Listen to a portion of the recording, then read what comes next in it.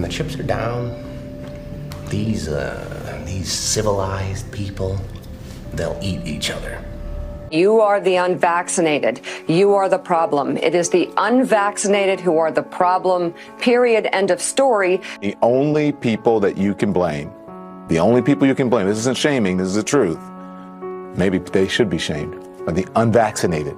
It's time to start blaming the unvaccinated folks, not the regular folks. Anyone you came into contact with will blame you, as will the rest of us who have done the right thing by getting vaccinated. Because frankly, we know that we can't trust the unvaccinated. I think it's time to get our moral house in order, Anderson.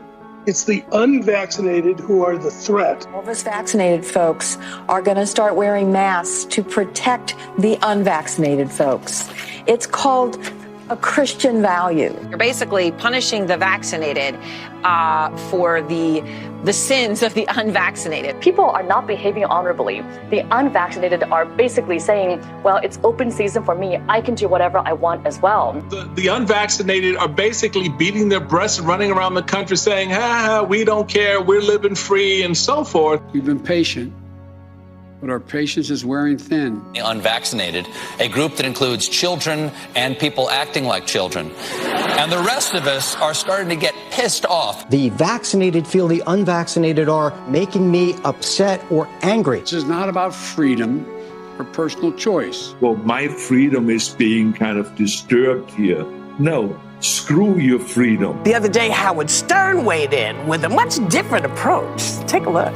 When are we going to stop putting up with the idiots in this country and just say, it's mandatory to get vaccinated?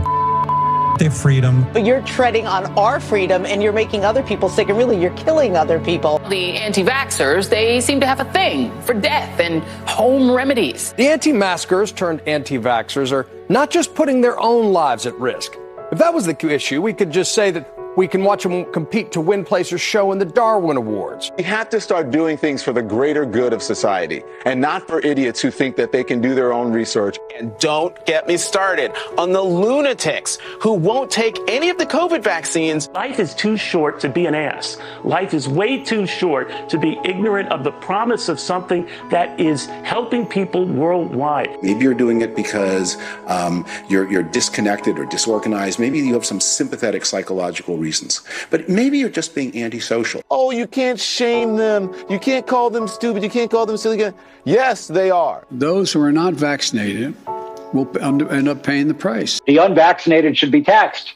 They should pay more for health care. We need to start looking at the choice to remain unvaccinated the same as we look at driving while intoxicated. We're going to see, and I've said, almost two types of America. Dr. Fauci said that if hospitals get any more overcrowded, they're going to have to make some very tough choices about who gets an ICU bed. That choice doesn't seem so tough to me. Vaccinated person having a heart attack, yes, come right on in. We'll take care of you.